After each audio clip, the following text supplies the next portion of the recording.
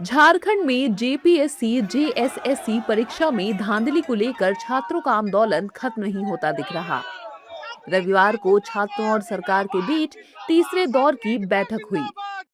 सरकार ने दावा किया कि छात्रों की करीब 98% मांगे मान ली गई हैं, लेकिन छात्रों के मुताबिक जेपीएससी पीटी परीक्षा रद्द करने पर सरकार ने सहमति जता दी है, लेकिन जेएसएससी सीजीएल परीक्षा रद्द करने को लेकर सहमति नहीं बनी है। सरकार कह रही है कि मामले की जांच रिटायर्ड जज की अध्यक्षता में कराई जाएगी।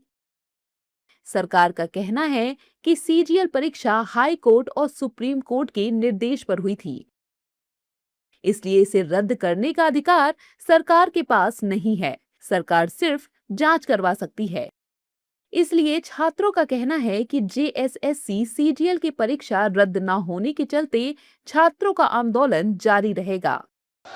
अब ये छात्र शांतिपूर्ण तरीके से विधानसभा घेराव की तैयारी है, जो कि सोमवार को होगा।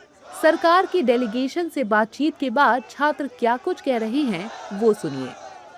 हमारी सारी डिमांड नहीं मानी गई।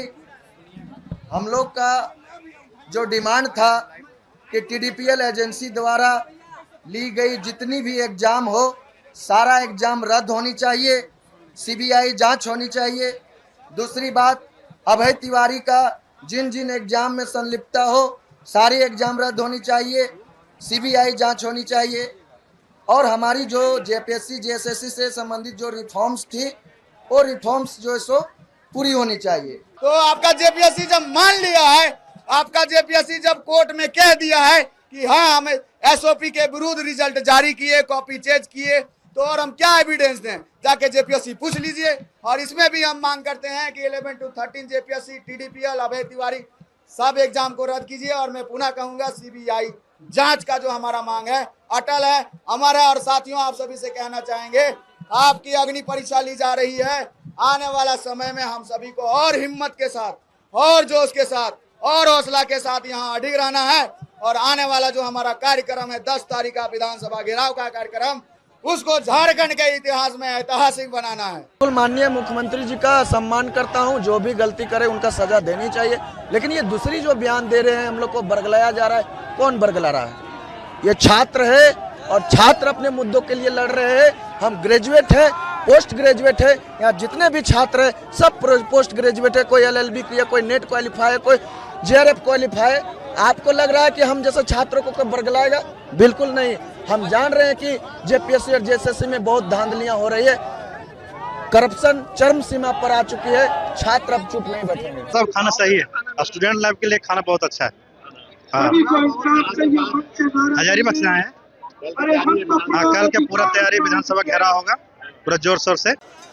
रांची में छात्रों के आंदोलन का आज 16वां दिन था।